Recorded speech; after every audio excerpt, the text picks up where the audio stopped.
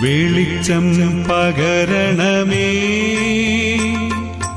വെളിവു നിറയ്ക്കണമേ, വിവേകമേകണമേ, വിജ്ഞാനദായകനേ. മാനുവേൽ പുത്തൻപുര നിരപ്പേൽ എന്ന കുഞ്ഞേട്ടന്റെ മൂത്ത മകളായ ബീനയുടെ മകൾ അഞ്ജു ആണ് ഞാനൊരു BEd വിദ്യാർത്ഥിനിയാണ്. ചാച്ചനെ കുറിച്ചുള്ള അനുഗ്രഹം നിറഞ്ഞ ഓർമ്മകൾ നിങ്ങളുമായി പങ്കുവയ്ക്കാൻ ഞാൻ ആഗ്രഹിക്കുന്നു. ഇത് കേൾക്കുന്നതിലൂടെ നിങ്ങളുടെ ജീവിതത്തിലേക്ക് ചാച്ചന്റെ മാധ്യസ്ഥം നിറഞ്ഞ അനുഗ്രഹം ഈശോ നൽകുമെന്ന വിശ്വാസത്തോടെ. കർത്താവായിരിക്കും നിന്റെ പ്രകാശം, നിന്റെ ദൈവമായിരിക്കും നിന്റെ മഹത്വം. ഏശയ്യാ 60:19. ദൈവത്തിന്റെ കരുതലുള്ള സ്നേഹം ആഴത്തിൽ അനുഭവിച്ചറിഞ്ഞ് അനേകരിലേക്ക് യേശുവിന്റെ സ്നേഹവും സൗഖ്യവും വിശ്വാസവും പകർന്നുകൊടുത്ത് തന്റെ ജീവിതം ശാന്തതയോടെ വരപ്രസാദ നിറവോടെ സമയത്തിന്റെ പൂർണ്ണതയിൽ തിരിച്ചേൽപ്പിക്കാൻ ഭാഗ്യം ലഭിച്ച നമ്മുടെ പ്രിയപ്പെട്ട ചാച്ചന് സ്നേഹത്തിൽ കുതിർന്ന ആദരാഞ്ജലികൾ അർപ്പിക്കുന്നു. അർത്ഥപൂർണവും ത്യാഗോജ്വലവും വചനതീക്ഷ്ണതയും വിശുദ്ധവുമായ ജീവിതം കാഴ്ചവെച്ച് സ്വർഗീയ പിതാവിന്റെ മടിത്തട്ടിൽ സ്ഥാനം പിടിച്ച പ്രിയപ്പെട്ട ചാച്ചനെ കുറിച്ചുള്ള നല്ല അനുഭവങ്ങൾ. 1948 മാർച്ച് 15 മാണി ഏലിയാമ്മ ദമ്പതികൾക്ക് 10 മക്കളിൽ 7ാമത്തെ മകനായിട്ടാണ് ചാച്ചൻ ജനിക്കുന്നത്. ചാച്ചന്റെ സഹോദരങ്ങൾ Joseph, Mathew, Elikutty, sister Tomsina MSMI, Cicily, George Kutty, Kuriachan, Mary, Philomena എന്നിവരാണ്. 1954 സ്കൂൾ പഠനം ആരംഭിച്ചു. കണ്ണിന് അസുഖം ബാധിച്ചതിനെ തുടർന്ന് 14ാം വയസ്സിൽ പഠനം അവസാനിപ്പിക്കേണ്ടതായി വന്നു. സഹോദരന്മാർ വേറെ വീട് വെച്ച് താമസം മാറിയതിനെ തുടർന്ന് കുടുംബത്തിന് ഉത്തരവാദിത്വം 15ാം വയസ്സിൽ തന്നെ ഏറ്റെടുക്കേണ്ടി വന്നു. കൃഷിക്കാര്യങ്ങൾ ഏറ്റെടുത്ത് കുടുംബത്തിന്റെ ഉത്തരവാദിത്വം പൂർണ്ണമായി നിറവേറ്റി.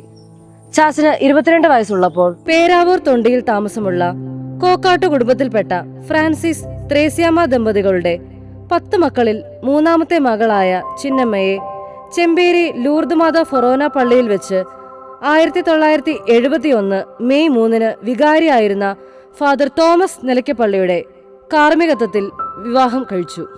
അമ്മച്ചിയുടെ സഹോദരങ്ങൾ Kuruvila, Joseph, Mary, Achamma, Thommachan, Francis, Akkamma, Elsamma, Rosamma എന്നിവരാണ്. ദൈവാനുഗ്രഹം നിറഞ്ഞ കുടുംബജീവിതം അവർ ആരംഭിച്ചു. 1979 ഫെബ്രുവരി 12 കൊച്ചപ്പൻ മരണമടഞ്ഞു. ചെമ്പേരി പള്ളി സിമിത്തേരിയിൽ അദ്ദേഹത്തെ സംസ്കരിച്ചു. അമ്മ 2003 ഏപ്രിൽ 20 മരണമടയുകയും കാരിപ്പള്ളി ദേവാലയത്തിലെ സിമിത്തേരിയിൽ സംസ്കരിക്കുകയും ചെയ്തു. മാനുവേൽ ചിന്നമ്മ ദമ്പതികൾക്ക് 4 മക്കൾ: ബീന, ബിന്ദു, ബിജു, ബിനു.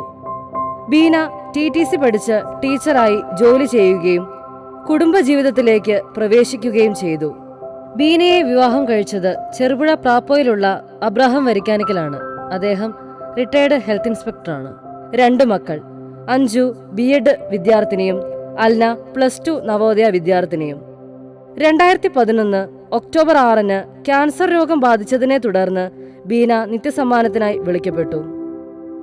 2ാമത്തെ മകൾ ബിന്ദു BCom പൂർത്തിയാക്കിയതിനു ശേഷം MSMI കോൺവെന്റിൽ ചേരുകയും 1998 നവംബർ 25 വ്രതവാഗ്ദാനം ചെയ്ത് MSMI സഭയിൽ സിസ്റ്ററായി തീരുകയും ചെയ്തു. സ്വന്തം പിതാവിൽ നിന്നും ലഭിച്ച വചനപ്രഘോഷണ തീക്ഷ്ണത ഉൾക്കൊണ്ട് വചനപ്രഘോഷണ രംഗത്ത് അന്നുമുതൽ ശക്തമായ ശുശ്രൂഷ ചെയ്തു വരുന്നു. MSMI സാൻ ജോസ് പ്രൊവിൻസിലെ പ്രൊവിൻഷ്യൽ കൗൺസിലറായി സേവനം ചെയ്തു വരുന്നു. ബിജു എഞ്ചിനീയറായി ബാംഗ്ലൂരിൽ ജോലി ചെയ്തു വരുന്നു. തളിപ്പറമ്പ് പുഷ്പഗിരിയിലെ പുന്നക്കുന്നിയിൽ കുടുംബത്തിൽപ്പെട്ട മിലിയെ വിവാഹം ചെയ്തു. അവർക്ക് 5 മക്കൾ: ദിയ +2 കഴിഞ്ഞു, അലൻ 10ാം ക്ലാസ്, റോസ് 7ാം ക്ലാസ്, അബ്രാഹം 2ാം ക്ലാസ്, ഡാനിയൽ LKG.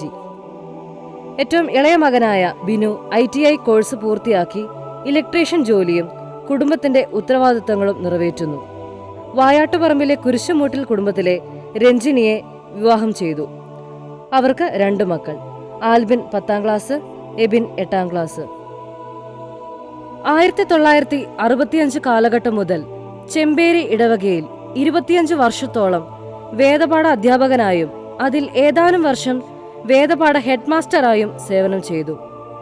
1980 മുതൽ SFOയുടെ തലശ്ശേരി അതിരൂപത പ്രസിഡന്റായി സേവനമനുഷ്ഠിക്കുകയും കുര്യാക്കോസ് പുതിയടത്ത് പറമ്പിൽ ചെമ്പേരിയോടൊപ്പം എല്ലാ ഇടവകകളിലും SFOയുടെ പ്രവർത്തനങ്ങൾ ആരംഭിക്കുകയും അംഗങ്ങളെ ചേർക്കുകയും ചെയ്തു.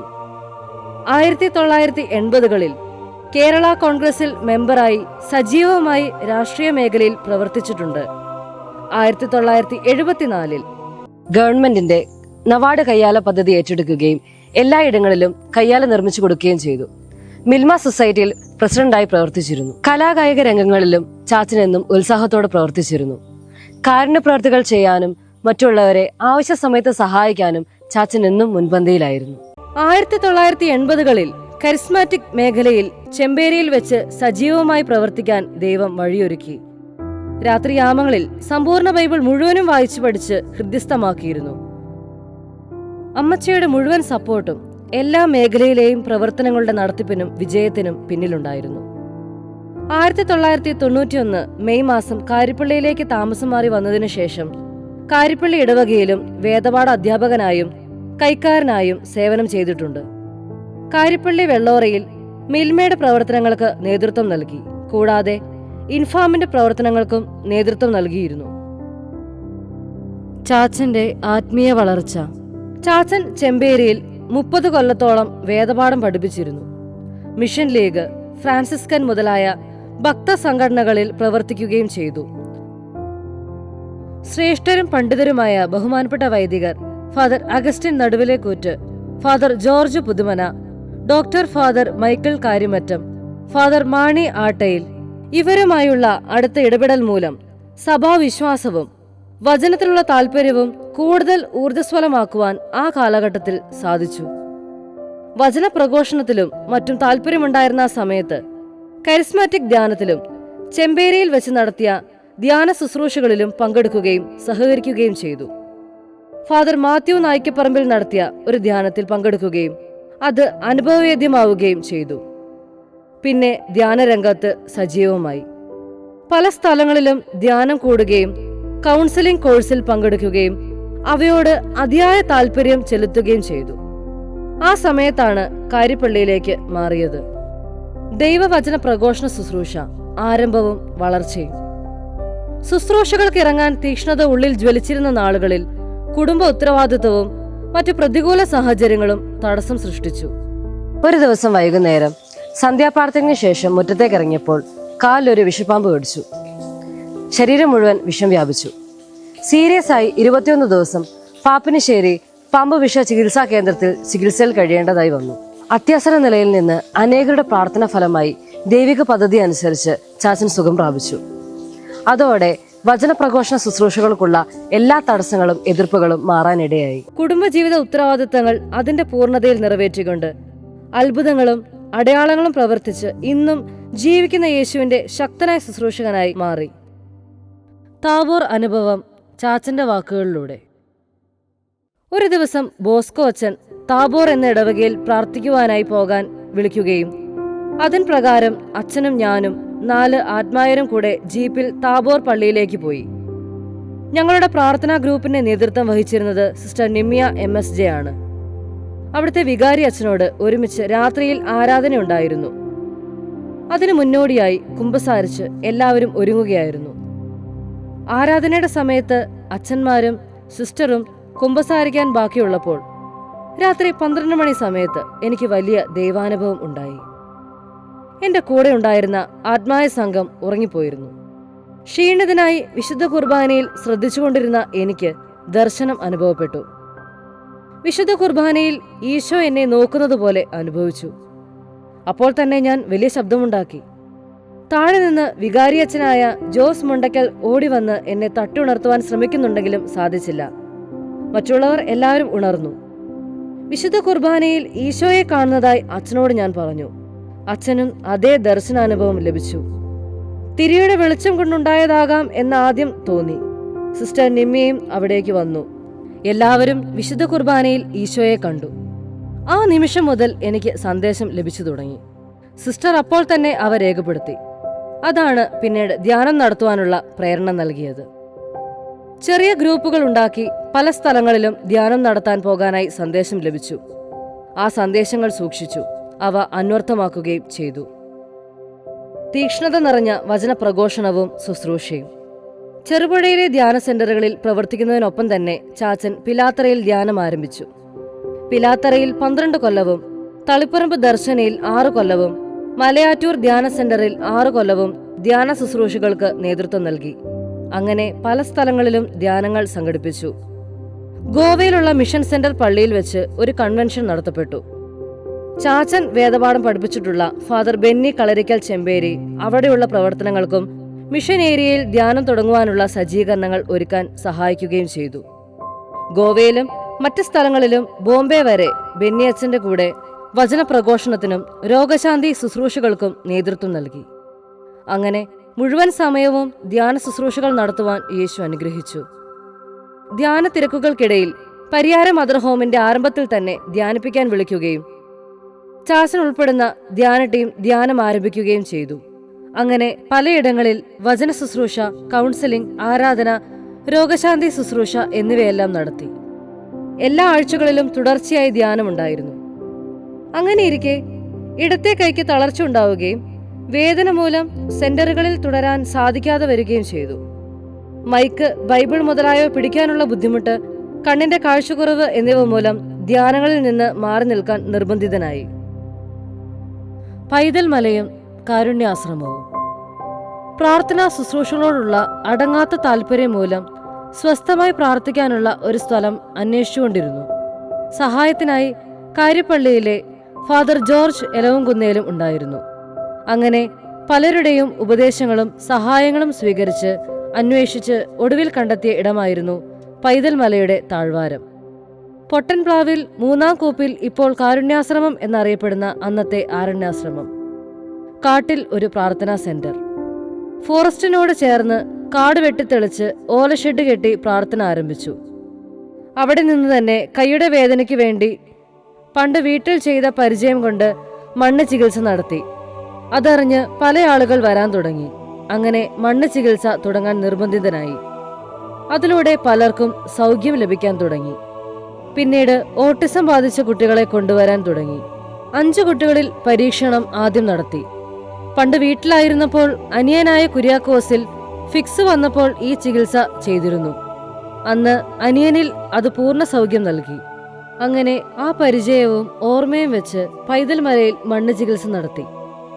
5-ൽ 3 കുട്ടികൾ അത്ഭുതകരമാം വിധം പൂർണ്ണ സൗഖ്യം പ്രാപിച്ചു. ആ കുട്ടികൾ ഇന്നും പൂർണ്ണ ആരോഗ്യത്തോടെ കഴിയുന്നു. സ്വദേശത്തും വിദേശത്തുമായി ധാരാളം കുട്ടികൾ ഈ ചികിത്സാ രീതി വഴി സുഖം പ്രാപിച്ചു. താമസ സൗകര്യം ഒരുക്കി ആയുർവേദ പ്രകൃതി ചികിത്സ നടത്തുവാനുമുള്ള ക്രമീകരണങ്ങൾ സജ്ജമാക്കി. ആദ്യം ആയുർവേദ ഡോക്ടറും ഇപ്പോൾ പ്രകൃതി ചികിത്സാ ഡോക്ടർമാരും അവിടെ സേവനമനുഷ്ഠിക്കുന്നു. പൈതൽ മലയിൽ പ്രാർത്ഥനാലയം ഉണ്ടാക്കുകയും തലശ്ശേരി അതിരൂപത അധ്യക്ഷൻ arch bishop Mar George Njaralakatt പിതാവ് പള്ളിയായി ആശീർവദിച്ചു നൽകുകയും ചെയ്തു. പ്രാർത്ഥനാ ശുശ്രൂഷകളും ചികിത്സാ വിധികളും വളരെ നന്നായി ദൈവാനുഗ്രഹത്തിൽ മുന്നോട്ട് തുടരുന്നു.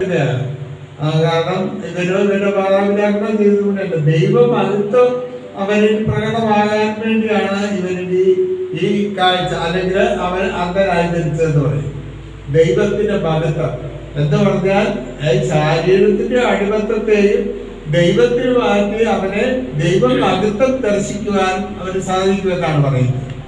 അല്ലെങ്കിൽ അവർ വിചാരിച്ചുകൊണ്ടിരുന്നത് അവൻ ചെയ്ത പാപപരമായിട്ടുണ്ടായ അസുഖമാണ്, അവൻ ജനിച്ചപ്പോൾ അങ്ങനെ വന്നു, അല്ലെങ്കിൽ അങ്ങനെയാണ് എന്ന് വിചാരിച്ചത് കൊണ്ടാണ് ഇവൻ ചെയ്ത പാപമാണോ, ഇവന്റെ മാതാപിതാക്കൾ വഴിയാണോ, ഇവൻ ചെയ്ത പാപം കൊണ്ടാണോ ഇവന്റെ കാഴ്ച നഷ്ടപ്പെട്ട, അല്ലെങ്കിൽ ഇങ്ങനെ ധരിച്ചത് എന്നാണ്. അപ്പോൾ ഈശോ പറയുന്നൊരു കാര്യം ഇതാണ്, അവൻ ചെയ്ത പാപം അവന്റെ മാതാപിതാക്കൾ ചെയ്ത പാപത്തിന്റെ പരമാണ്. പിന്നെയും ദൈവമഹത്വം ഇവരിൽ ദർശിക്കപ്പെടാനായിട്ട് ഇടകൊടുക്കും. ദൈവത്തിന് ഏത് ജന്മനായോ ജനിക്കുന്നതിന് മുമ്പ് ഉണ്ടായതാണെങ്കിലും ശരി, അവനുള്ള രോഗാവസ്ഥയെ മാറ്റാനായിട്ട് കർത്താവിനെ ഈശോയ്ക്ക് ആ അടിമത്തത്തിൽ നിന്ന് മോചിപ്പിക്കാൻ കഴിയും എന്ന് വെളിപ്പെടുത്താൻ വേണ്ടി ഈശോ പറഞ്ഞു, ദൈവത്തിന്റെ മഹത്വം ഇവരിലൂടെ ദർശിക്കുക. അതിനു വേണ്ടിയാണ് നമ്മളവർക്ക്. ചാച്ചന്റെ ആരോഗ്യസ്ഥിതി മോശമായപ്പോൾ ഈ കാരുണ്യാശ്രമത്തിന്റെ സ്ഥാപന ചൈതന്യം നിലനിർത്തിക്കൊണ്ട് മുന്നോട്ട് കൊണ്ടുപോകുവാൻ MST സെന്റ് തോമസ് മിഷനിലെ അച്ഛന്മാർ തയ്യാറായതിനാൽ 4 ഏക്കറോളം വരുന്ന ആ സ്ഥലവും ചികിത്സാ സെന്റർ മുഴുവനും പ്രതിഫലമൊന്നും കൂടാതെ തന്നെ ഏൽപ്പിച്ചു. അതിന്റെ ഡയറക്ടറായി ഫാദർ ജോൺ മടുക്കോലി സ്ഥാനമെടുത്തുവെങ്കിലും ചാച്ചനാണ് മണ്ണ് ചികിത്സയ്ക്കുള്ള നിർദ്ദേശങ്ങൾ നൽകുകയും മരുന്നുകൾ വീട്ടിൽ തന്നെ ഉണ്ടാക്കി കൊണ്ടുപോവുകയും ചെയ്തിരുന്നത്. കോവിഡ് കാലത്തും അതിന് മുടക്കം വരുത്തിയിട്ടില്ല. കാരുണ്യ ആശ്രമത്തിലെ ശുശ്രൂഷകർ father John Madukkoli MST, father Scaria Thamarakkattu MST Marvala ആശ്രമം, ഷാജി തേർമല, അലക്സ് പൊട്ടംപ്ലാവ്, സെലിൻ താബോർ, ജോൺസൺ ചന്ദനക്കാമ്പാറ എന്നിവരാണ്. ഓട്ടിസം, ലിവർ സിറോസിസ്, സോറിയാസിസ്, നടുവേദന തുടങ്ങിയ എല്ലാ രോഗങ്ങൾക്കുമുള്ള ചികിത്സയും റെസിഡൻഷ്യൽ ഡോക്ടേഴ്സിന്റെ സേവനവും തെറാപ്പിസ്റ്റുകളുടെ ശുശ്രൂഷയും ലഭ്യമാണ്. രോഗികൾക്ക് താമസിച്ചുള്ള ചികിത്സ ഉറപ്പുവരുത്തുന്നതിനായി പുതിയൊരു കെട്ടിടം നിർമ്മിക്കുകയും ആശുപത്രി പോലെ തന്നെ എല്ലാ സൗകര്യങ്ങളോടും കൂടെ ഈ സ്ഥാപനത്തെ മുന്നോട്ട് നയിക്കുവാനുള്ള ഫാദർ ജോൺ മടുക്കോലിയുടെ ശ്രമം പ്രശംസനീയമാണ്. രോഗികൾ ഒന്നെങ്കിൽ വീട്ടിൽ വന്ന് ചാച്ചനെ കാണുകയും അല്ലെങ്കിൽ ചാച്ചൻ അവിടെ ചെന്ന് അവരുടെ ചികിത്സയ്ക്ക് വേണ്ടിയുള്ള നിർദ്ദേശങ്ങൾ ഡോക്ടർമാർക്ക് നൽകുകയും ചെയ്യുന്നു. ഡോക്ടർമാർ അതിനനുസരിച്ചാണ് പ്രവർത്തിക്കുന്നത്. ചാച്ചന്റെ ആദ്യ ധ്യാനഗുരു വിൻസെൻഷ്യൻ ഫാദർ മാത്യു നായിക്കമ്പറമ്പിൽ മിക്ക വർഷങ്ങളിലും 10-15 ദിവസം വരെ അവിടെ ചികിത്സയ്ക്കായി വന്നു നിൽക്കുകയും അവിടെ വരുന്നവർക്ക് വേണ്ടി പ്രാർത്ഥിക്കുകയും ചെയ്യാറുണ്ട്. കാരുണ്യാശ്രമത്തിൽ രാവിലെ 5:30 ആരാധനയും തുടർന്ന് വിശുദ്ധ കുർബാനയുമുണ്ട്. എല്ലാ ദിവസവും പ്രാർത്ഥനയുമുണ്ട്. അതിൽ ചികിത്സയ്ക്കായി വന്നവരും കൂടെയുള്ളവരും അവിടുത്തെ സ്റ്റാഫും അച്ഛന്മാരുടെ കൂടെ പ്രാർത്ഥനകളിൽ ഒരുമിച്ച് പങ്കെടുക്കുന്നുണ്ട്. ഇവിടുത്തെ ശുശ്രൂഷകൾ അനേകർക്ക് സൗഖ്യം പകർന്ന് നല്ല രീതിയിൽ മുന്നോട്ടു പോകുന്നു. കാരുണ്യാശ്രമത്തിലേക്കുള്ള വഴി ടാറിട്ടും കോൺക്രീറ്റ് ചെയ്തും മെച്ചപ്പെടുത്തുകയും പണ്ടുള്ള അവസ്ഥയിൽ നിന്നും മാറി വണ്ടികൾ മുറ്റം വരെ എത്തുന്ന അവസ്ഥ ഉണ്ടാവുകയും ചെയ്തു. കാരുണ്യാശ്രമത്തിന്റെ പ്രവർത്തനങ്ങളിൽ ചാച്ചൻ സജീവമായി സഹകരിക്കുന്നുണ്ടെങ്കിലും ഇടയ്ക്ക് അസുഖങ്ങൾ തളർത്തുകയുണ്ടായി. ചാച്ചന് ആരോഗ്യം മോശമായതിനാൽ ധ്യാനരംഗത്ത് സജീവമായി പ്രവർത്തിക്കാൻ സാധിക്കാതെ വന്നു. എങ്കിലും ആ രംഗത്ത് മകൾ സിസ്റ്റർ ടെസ മാനുവൽ MSMI സജീവമായി പ്രവർത്തിക്കുന്നു. ധ്യാന സെന്ററുകളിലും പള്ളികളിലും കവലകളിലും സ്ട്രീറ്റ് മിനിസ്ട്രിയിലൂടെ വചന ശുശ്രൂഷ നടത്തി അനേകരെ യേശുവിലേക്ക് തിരിച്ചുകൊണ്ട് യേശു പരമേൽപ്പിച്ച ദൗത്യം തുടർന്നു കൊണ്ടുപോകുന്നു.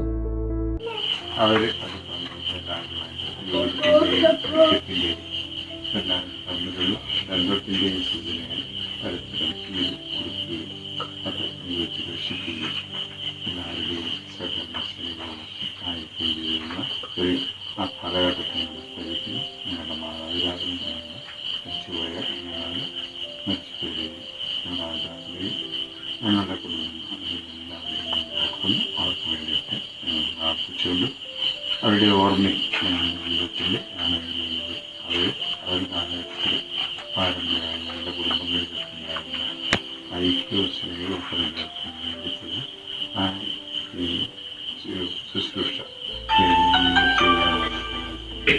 പറഞ്ഞുകൊണ്ട് ഇതിലൂടെ ഈ സഹകരണവും എഴുതുമ്പോൾ സമൂഹത്തിൽ നമ്മുടെ ദേശങ്ങളിൽ വീഴ്ചയുള്ള ഭവനങ്ങളിൽ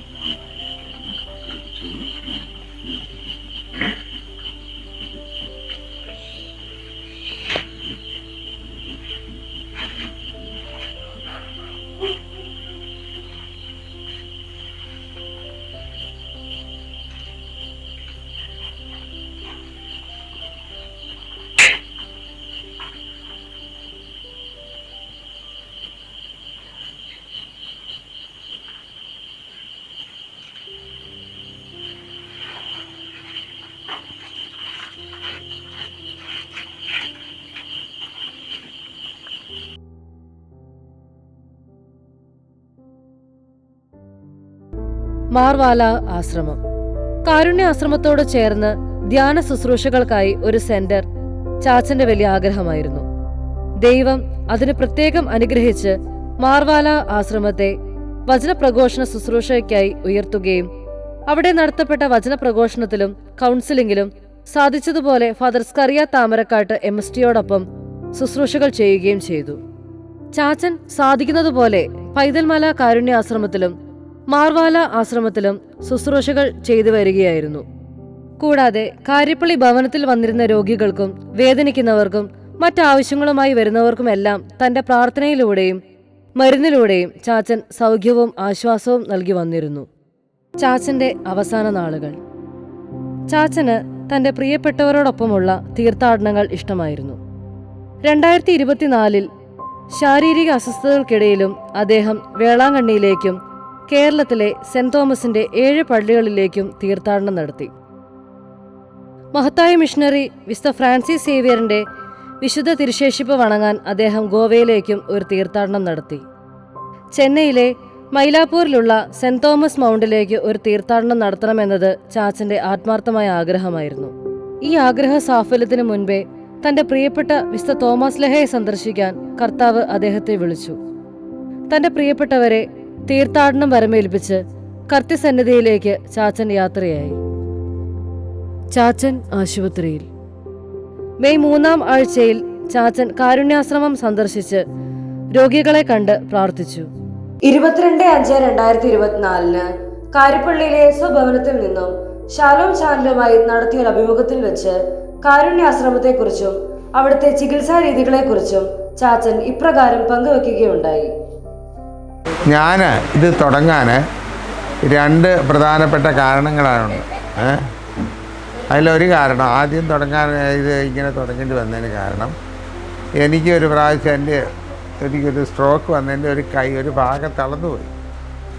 ഞാൻ പ്രവർത്തിച്ചുകൊണ്ടിരുന്ന മേഖലയിൽ എനിക്ക് പറ്റാതെയായി. അപ്പോഴാണ് ഞാൻ ഡോക്ടറുടെ അടുത്ത് ചെന്ന് മരുന്നിന് വേണ്ടി ചോദിച്ചപ്പം, ഇന്നത്തെ മെഡിക്കൽ കോളേജിൽ പോയി ഡോക്ടറുടെ അടുത്ത് പറഞ്ഞപ്പം ഡോക്ടർ പറഞ്ഞു, ഇത് മരുന്നില്ല, ഇതിനുള്ള മരുന്ന് വേദനയുടെ മരുന്നേ ഉള്ളൂ, അത് കുറേ കാലം കഴിച്ചു കഴിഞ്ഞാൽ ആയുസ് കുറയുമെന്നല്ലാതെ ഈ അസുഖം മാറുകയില്ല, ഇതിങ്ങനെ തളർന്നു പോയത് സ്ട്രോക്ക് ഉണ്ടായതാണ്. അപ്പോൾ അതുകൊണ്ട് എൻ്റെ ഇത് തളർന്നു പോയപ്പം എനിക്ക് മറ്റ് ചികിത്സകളൊന്നും ഇല്ലാതെ വന്നപ്പം പിന്നെ ഞാൻ എൻ്റെ കുഞ്ഞുനാൾ എൻ്റെ വീട്ടിലുണ്ടായിരുന്നൊരു ചികിത്സാ വിധിയാണ് ഇത്. കൂണി ചികിത്സ എന്നാന്ന് പറയുമായിരുന്നു. അപ്പോൾ അതൊന്ന് പരീക്ഷിച്ചാലോ എന്നോർത്താണ്. അപ്പോൾ അങ്ങനെ ഒരു സ്ഥലം തേടി പല സ്ഥലങ്ങളിൽ പോയെങ്കിലും ഒടുവിൽ അങ്ങനെ ഒരു എല്ലാ 5 പഞ്ചമഹാഭൂതങ്ങൾ 5ഉം ഒരുമിച്ച് ചേരുന്ന ഒരു സ്ഥലം കണ്ടെത്താൻ പറ്റിയത് ഇവിടെ ഈ മലയ്ക്ക് മാത്രമാണ്. അതുകൊണ്ടാണ് അവിടെ തന്നെ അത് തുടങ്ങാൻ കാരണം. അത് 5 എണ്ണവും ആകാശം ശുദ്ധമായിരുന്നു, ഭൂമി ശുദ്ധമാണ്, അവിടെ വേറെ ഒന്നുമില്ലായിരുന്നു, കാടായിരുന്നു. മുകളിൽ നിന്ന് വരുന്ന വെള്ളം വളരെ ശുദ്ധമായിരുന്നു, വായു 100% ശരിയാണെന്ന് പരീക്ഷണത്തിലൂടെ തെളിയിച്ച സ്ഥലവുമായിരുന്നു.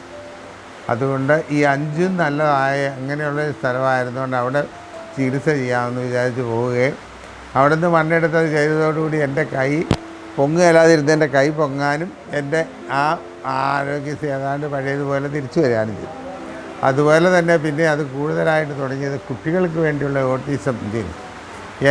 എനിക്കൊരു അനിയനുണ്ടായിരുന്നവന് പണ്ടിങ്ങനെ വന്നപ്പം ആദ്യമായിട്ട് അന്ന് ഈ ചികിത്സ കൂണി ചികിത്സ എന്നും പറഞ്ഞ് വന്ന് ചെയ്തിട്ടു. കൂണി എന്ന് പറയുന്നത് ജർമ്മനിയിലുള്ള ഡോക്ടർ ലൂയിസ് കൂനി എന്ന് പറയുന്ന ഒരു ഡോക്ടർ കണ്ടുപിടിച്ച ഒരു പ്രത്യേക ചികിത്സാ വിധിയാണ്.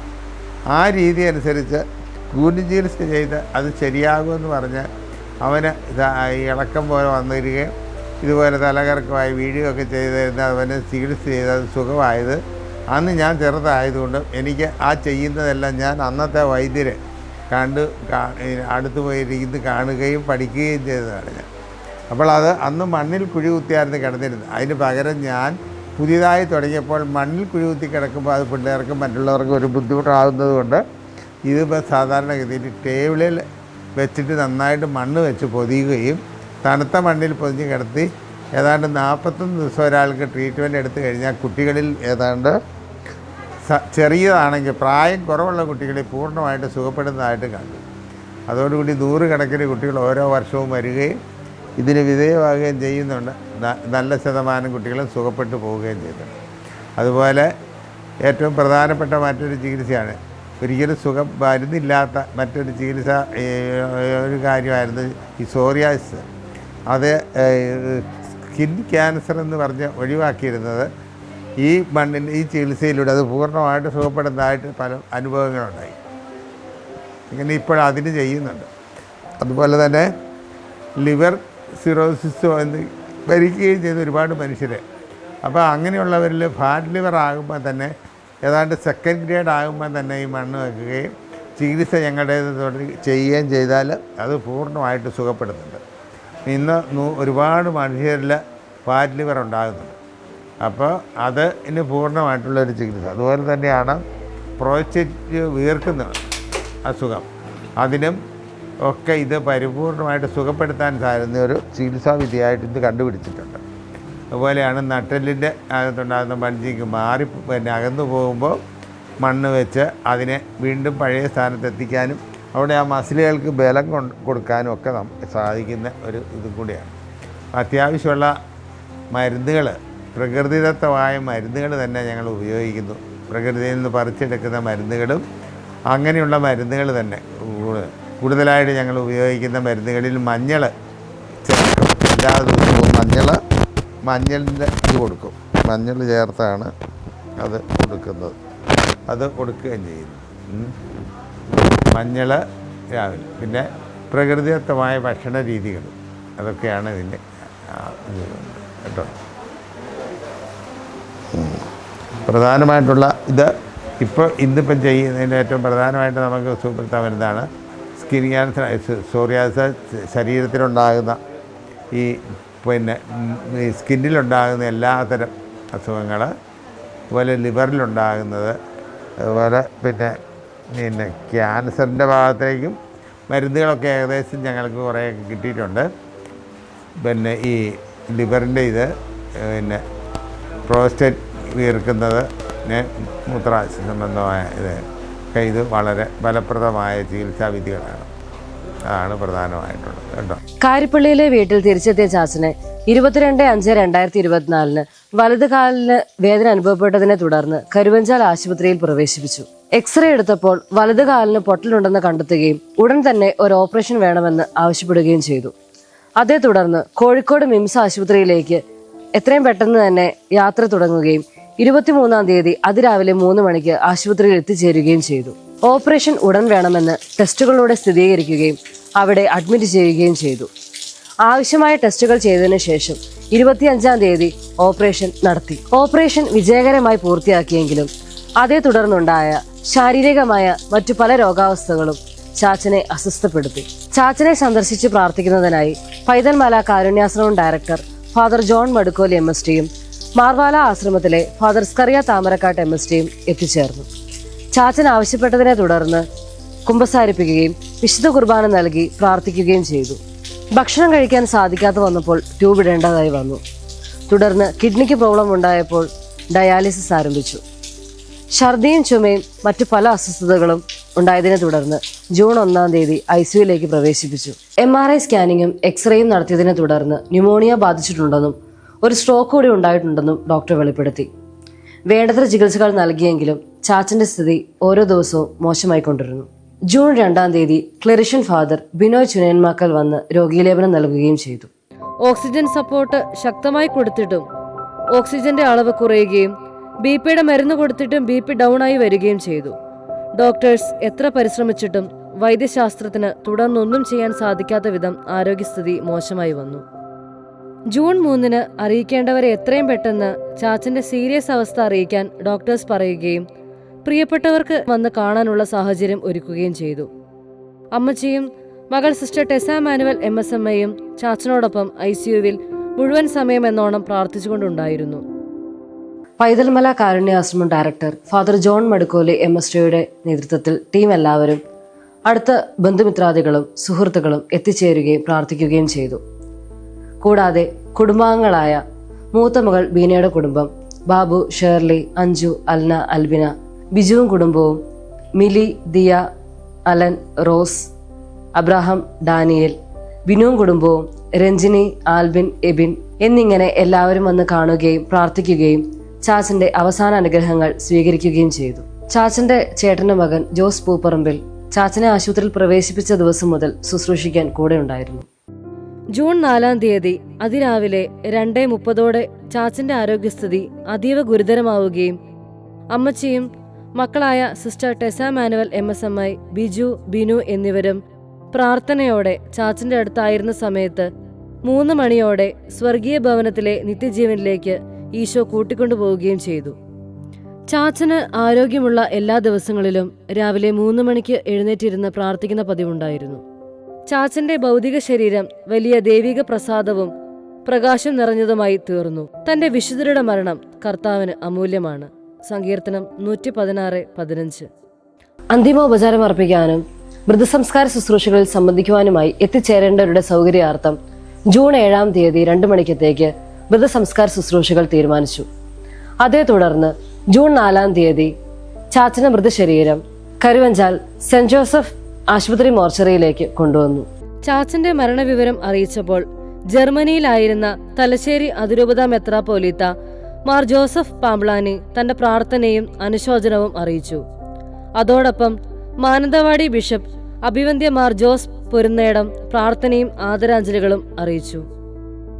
ചാച്ചനെ വളരെ നാളുകളായി പരിചയമുണ്ടായിരുന്ന പ്രശസ്ത വചനപ്രഘോഷകനായിരുന്ന ഫാദർ മാത്യു നായ്ക്കപ്പറമ്പിൽ ഇപ്രകാരം പറയുകയുണ്ടായി: കുഞ്ഞേട്ടൻ ഇനി ഭൂമിയിൽ ഇരുന്നല്ല, സ്വർഗത്തിലിരുന്നാണ് അനുഗ്രഹം നൽകേണ്ടത്.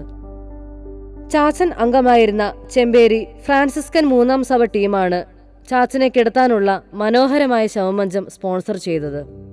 കുര്യാക്കോസ് പുതിയടത്ത് പറമ്പിലിനും ടീം അംഗങ്ങൾക്കും സ്നേഹത്തോടെ നന്ദി അറിയിക്കുന്നു.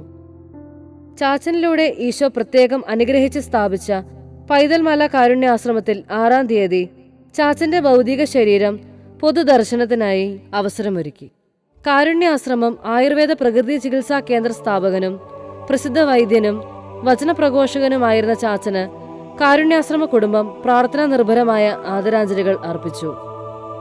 MST കോൺഗ്രിഗേഷനിലെ ജനറൽ കൗൺസിലേഴ്സായ ഫാദർ ജോമോൻ അയ്യൻ കനാൽ MSTയും ഫാദർ ഇവാൻ മുത്തനാട്ട് MSTയും മുഖ്യ കാർമ്മികത്വം വഹിച്ചു. ഡയറക്ടറായ ഫാദർ ജോൺ മടുക്കോലി MSTയുടെയും ഫാദർ സ്കറിയ താമരക്കാട്ട് MSTയുടെയും നേതൃത്വത്തിൽ പ്രാർത്ഥനാ ശുശ്രൂഷകൾ നടത്തുകയും പലയിടങ്ങളിൽ നിന്നും എത്തിച്ചേർന്ന നിരവധിയായ ആളുകൾക്ക് അന്തിമോപചാരം അർപ്പിക്കാൻ അവസരം ലഭിക്കുകയും ചെയ്തു. തുടർന്ന് സ്വന്തം ഭവനമായ കാരിപ്പള്ളിയിലേക്ക് യാത്ര ആരംഭിച്ചു. യാത്രക്കിടയിൽ അഭിവന്ദ്യ എമിരിറ്റസ് മാർ ജോർജ് ഞർലക്കാട്ട് ചാച്ചന്റെ മൃതശരീരത്തിനരികെ എത്തിച്ചേർന്ന് പ്രാർത്ഥിക്കുകയും ചാച്ചനിലൂടെ ഈശോ നൽകിയ അനുഗ്രഹങ്ങൾക്ക് നന്ദി പറയുകയും പ്രിയപ്പെട്ടവർക്ക് അനുശോചനം അറിയിക്കുകയും ചെയ്തു. 5 മണിയോടെ കാരിപ്പള്ളി ഭവനത്തിൽ എത്തിച്ചേർന്ന ചാച്ചനെ സ്വീകരിക്കാൻ പ്രാർത്ഥനാപൂർവം കുടുംബക്കാരും നാട്ടുകാരും എത്തിയിരുന്നു. തുടർന്ന് കുടുംബാംഗമായ ഫാദർ ജോസഫ് കുളത്തിങ്കൽ MST ഒപ്പിസ് ചൊല്ലി പ്രാർത്ഥിച്ചു. അതിനുശേഷം ധാരാളം വൈദികർ, father John Madukkoli MST, father Scaria Thamarakkattu MST congregation general കൗൺസിലേഴ്സായ father Jomon Ayyankanal, father Ivan Muthanattu, Karippally ഇടവക വികാരി father Anil Mangattu, father Kuriakose Kalarickal, father Seban Edayadi, father Joyce Karikkathadathil, father Santhosh William Punchakkattu വികാരി, father Ashlin Kadathil secretariat bishop Kannur രൂപത, ഫാദർ ജോർജ് പൈനാടത്ത് കണ്ണൂർ രൂപത ഫൈനാൻസ് ഓഫീസർ, ഫാദർ ജേക്കബ് കുറ്റിക്കാട്ട് കുന്നേൽ കോലുവള്ളി വികാരി, ഫാദർ മാത്യു ഒലിക്കൽ നെല്ലിക്കുറ്റി വികാരി, ഫാദർ സജി TOR കാരിപ്പള്ളി ആശ്രമം, father Bosco Purathe Muthukattil, father Antony Chanekattil, father Jins Plavunilkkum Parambil, father Mathew Asharipparambil, father Anoop Chittettu Kannur assistant വികാരി, ഫാദർ മാത്യു നെരിക്കുഴി കണ്ണൂർ തിരുക്കുടുംബ ദേവാലയ വികാരി, ഫാദർ ബിനോയ് ആനച്ചാലിൽ പൊട്ടൻപ്ലാവ് വികാരി,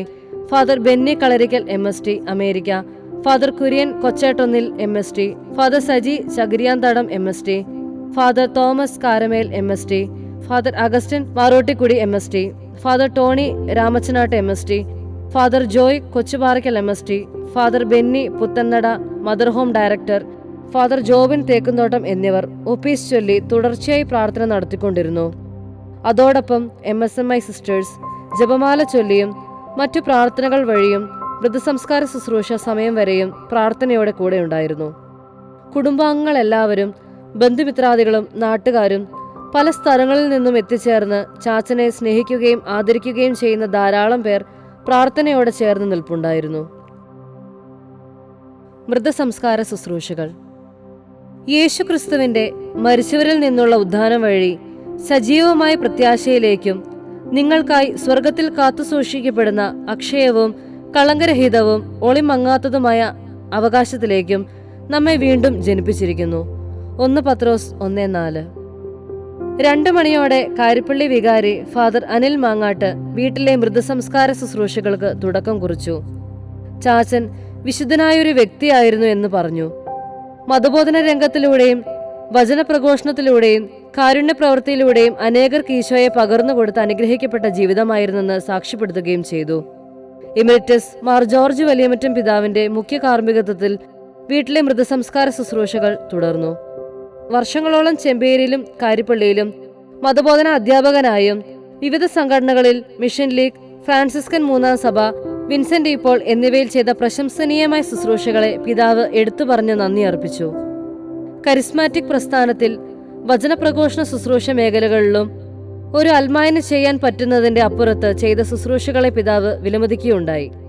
ചാച്ചന്റെ വിശുദ്ധ ജീവിതം തിരുസഭയ്ക്കും ഇടവകയ്ക്കും കുടുംബത്തിനും അനുഗ്രഹപ്രദമായിരുന്നെന്ന് പറയുകയും ജീവിത പങ്കാളിക്കും മക്കൾക്കും കൊച്ചുമക്കൾക്കും പ്രത്യേകം അനുശോചനം അറിയിക്കുകയും ചെയ്തു. ചാച്ചനിലൂടെ ഈശോ സുഖപ്പെടുത്തിയവരും അനുഗ്രഹിക്കപ്പെട്ടവരുമായ ധാരാളം വ്യക്തികൾ കേരളത്തിനകത്തും പുറത്തും നിന്ന് വന്ന് അവസാന നിമിഷം ഒരു നോക്ക് കാണുവാനും പ്രാർത്ഥിക്കുവാനുമായി എത്തിച്ചേർന്നവരായിരുന്നു.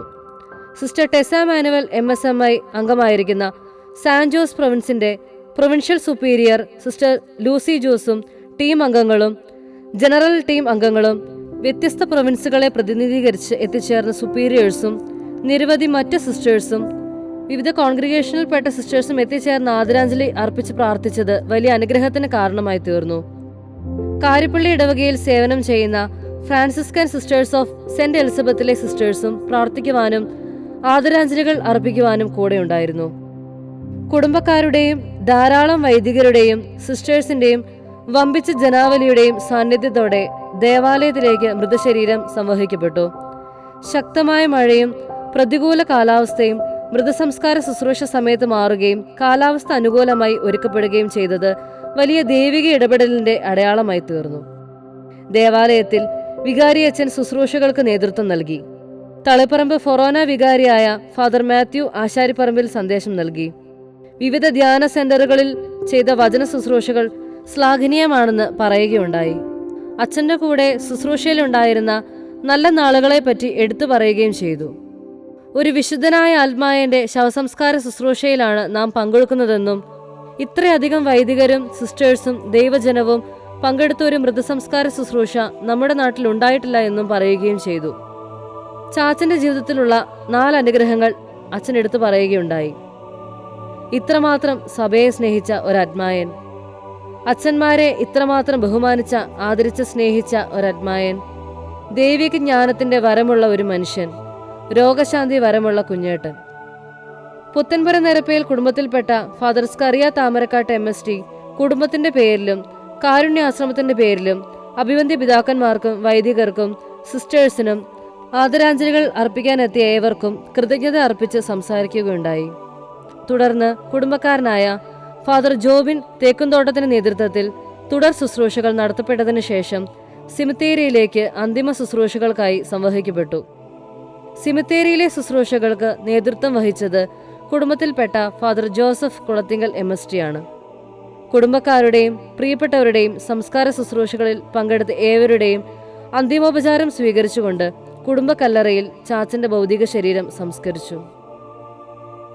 ഞാനാണ് പുനരുദ്ധാനവും ജീവനും, എന്നിൽ വിശ്വസിക്കുന്നവൻ മരിച്ചാലും ജീവിക്കും. യോഹന്നാൻ 11:25. ദൈവഭക്തിയോടെ മരിക്കുന്നവർക്കായി ഒരുക്കിയിരിക്കുന്ന അമൂല്യ സമ്മാനത്തെക്കുറിച്ച് അവൻ പ്രത്യാശ പുലർത്തിയെങ്കിൽ അത് പാവനവും ഭക്തിപൂർണവുമായ ഒരു ചിന്തയാണ്. 2 മക്കബായർ 12:45.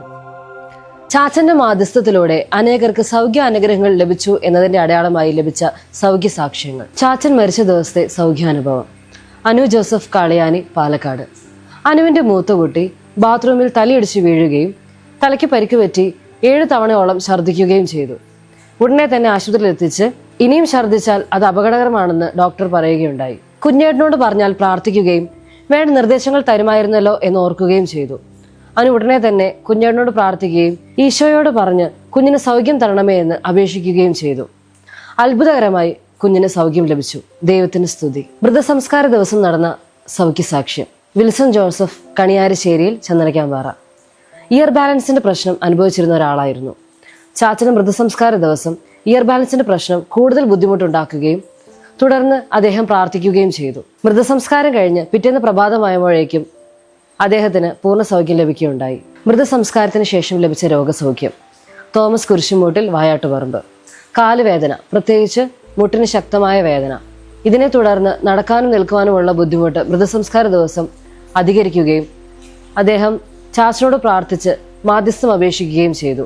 തുടർന്ന് അദ്ദേഹത്തിന് പൂർണ്ണമായ സൗഖ്യം ലഭിക്കുകയുണ്ടായി. പിന്നീട് കുടുംബവുമായി ഒരുമിച്ച് കല്ലറയിൽ വന്ന് സൗഖ്യത്തിന് നന്ദി പറഞ്ഞുകൊണ്ട് സാക്ഷ്യപ്പെടുത്തുകയുണ്ടായി. ഇതുപോലുള്ള ധാരാളം സൗഖ്യ അനുഗ്രഹങ്ങൾ ഈശോ നൽകിക്കൊണ്ടിരിക്കുന്നു. ചാച്ചന്റെ കല്ലറയ്ക്ക് സമീപം എത്തി പ്രാർത്ഥിക്കുന്നവർക്കും ലോകത്തിന്റെ പല ഭാഗങ്ങളിലായിരുന്ന് നിയോഗങ്ങൾ സമർപ്പിച്ച് ചാച്ചന്റെ സ്വർഗീയ മാധ്യസ്ഥം പ്രാർത്ഥിക്കുന്നവർക്കും ചാച്ചന്റെ സ്വർഗീയ മധ്യസ്ഥത്തിലൂടെ ദൈവാനുഗ്രഹങ്ങൾ വർഷിക്കപ്പെടുന്നു. ചാച്ചന്റെ പ്രാർത്ഥനയിലൂടെ ഇനിയും വളരെയധികം ദൈവാനുഗ്രഹങ്ങൾ വർഷിക്കപ്പെടട്ടെ എന്ന് നമുക്ക് പ്രാർത്ഥിക്കാം. ദൈവത്തിന് സ്തുതി. നമുക്ക് പ്രാർത്ഥിക്കാം. കർത്താവായ ദൈവമേ, അങ്ങ് നൽകിയ വരദാനങ്ങൾ എല്ലാം പൂർണ്ണമായും സഭയെ പടുത്തുയർത്തുവാൻ മാത്രം ഉപയോഗിക്കുകയും അങ്ങയുടെ കൃപയാൽ ലഭിച്ച വൈദ്യശാസ്ത്രപരമായ സിദ്ധികൾ അനേകരുടെ സൗഖ്യത്തിനായി വിനിയോഗിക്കുകയും ആകുലരായ ആയിരങ്ങൾക്ക് ദൈവഹിതം വെളിപ്പെടുത്തി ആശ്വാസവും ഹൃദയ സമാധാനവും പകർന്നു നൽകി സമൂഹത്തിൽ ഈശോയ്ക്ക് ഉത്തമ സാക്ഷ്യം വഹിച്ച് ഈ ലോകത്തിൽ നിന്നും അങ്ങയുടെ സന്നിധിയിലേക്ക് യാത്രയായ ഞങ്ങളുടെ പ്രിയപ്പെട്ട കുഞ്ഞേട്ടനെ അങ്ങയുടെ തൃക്കരങ്ങളിൽ സമർപ്പിക്കുന്നു. അങ്ങ് കുരിശിൽ ചിന്തിയ തിരക്തത്തിന്റെ യോഗ്യതയാൽ കുഞ്ഞേട്ടന്റെ ആത്മാവിന് അങ്ങയോടും സകല വിശുദ്ധരോടുമൊപ്പം ചിരകാലം വാഴുവാൻ കൃപയേകണമെന്നും തീക്ഷ്ണതയോടെ അവിടുത്തെ വചനം പ്രഘോഷിക്കുകയും ഈശോയുടെ സൗഖ്യം പകർന്നു കൊടുക്കുകയും ചെയ്ത അങ്ങയുടെ ദാസന്റെ മാധ്യസ്ഥത്തിലൂടെ സ്വർഗീയ അനുഗ്രഹങ്ങൾ വർഷിക്കാൻ ഇടവരുത്തണമേ എന്നും പരിശുദ്ധ അമ്മ വഴി അങ്ങയോട് ഞങ്ങൾ പ്രാർത്ഥിക്കുന്നു. ആമേൻ. സ്വർഗസ്ഥനായ ഞങ്ങളുടെ പിതാവേ, അങ്ങയുടെ നാമം പൂജിതമാകണമേ. അങ്ങയുടെ രാജ്യം വരണമേ. അങ്ങയുടെ തിരുമനസ് സ്വർഗത്തിലെ പോലെ ഭൂമിയിലുമാകണമേ. അന്നു വേണ്ടിയ ആഹാരം ഇന്ന് ഞങ്ങൾക്ക് തരണമേ. ഞങ്ങളോട് തെറ്റ് ചെയ്യുന്നവരോട് ഞങ്ങൾ ക്ഷമിച്ചിരിക്കുന്നത് പോലെ ഞങ്ങളുടെ തെറ്റ് ഞങ്ങളോട് ക്ഷമിക്കണമേ. ഞങ്ങളെ പ്രലോഭനത്തിൽ ഉൾപ്പെടുത്തരുതേ, തിന്മയിൽ ഞങ്ങളെ രക്ഷിക്കണമേ. നന്മ നിറഞ്ഞ മറിയമേ, സുസ്തി, കർത്താവ് അങ്ങയുടെ കൂടെ സ്ത്രീകളിൽ അങ്ങ് അനുഗ്രഹിക്കപ്പെട്ടവളാകുന്നു. അങ്ങയുടെ ദരിദ്രത്തിൻ ഫലമായ ഈശോ അനുഗ്രഹിക്കപ്പെട്ടവനാകുന്നു. പരിശുദ്ധ മറിയമേ, തമ്പുരാന്റെ അമ്മേ, പാപികളായ ഞങ്ങൾക്ക് വേണ്ടി ഇപ്പോഴും ഞങ്ങളുടെ മരണസമയത്തും തമ്പുരാനോട് അപേക്ഷിക്കണമേ.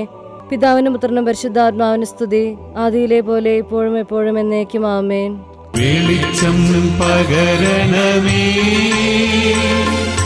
വെളിവു നിറയ്ക്കണമേ, വിവേകമേകണമേ, വിജ്ഞാനദായകനേ.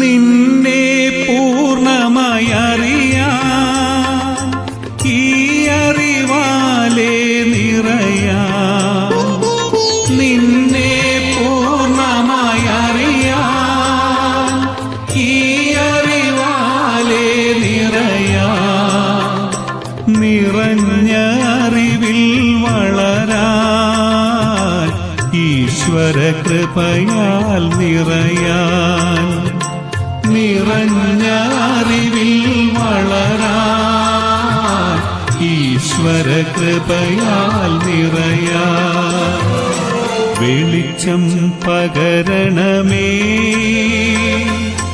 വെളിവു നിറയ്ക്കണമേ, വിവേകമേകണമേ, വിജ്ഞാനദായകനേ.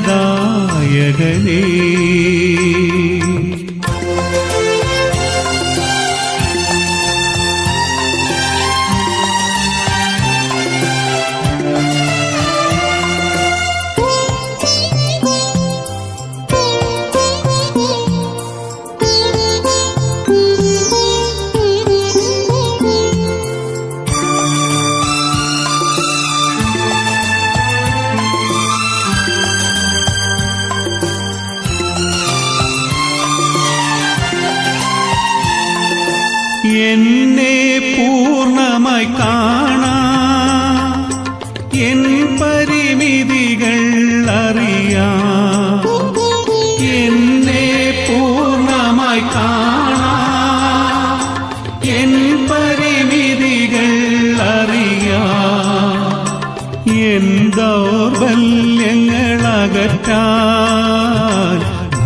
ധാർമ്മിക ശക്തിയിൽ വളരാൻ എൻ ദൗർബല്യങ്ങളകറ്റാൻ ധാർമ്മിക ശക്തിയിൽ വളരാൻ വെളിച്ചം പകരണമേ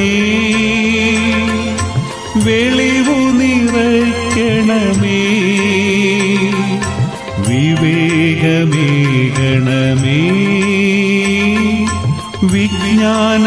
വിജ്ഞാനദായകനേ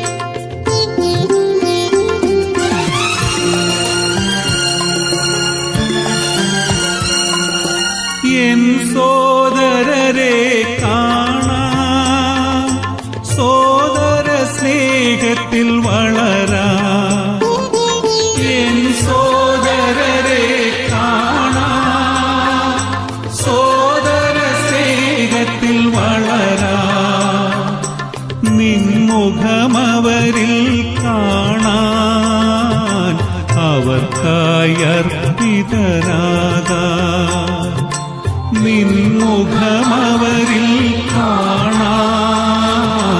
അവർക്കായി അർപ്പിതരാകാം വെളിച്ചം പകരണമേ വെളിവു നിറയ്ക്കണമേ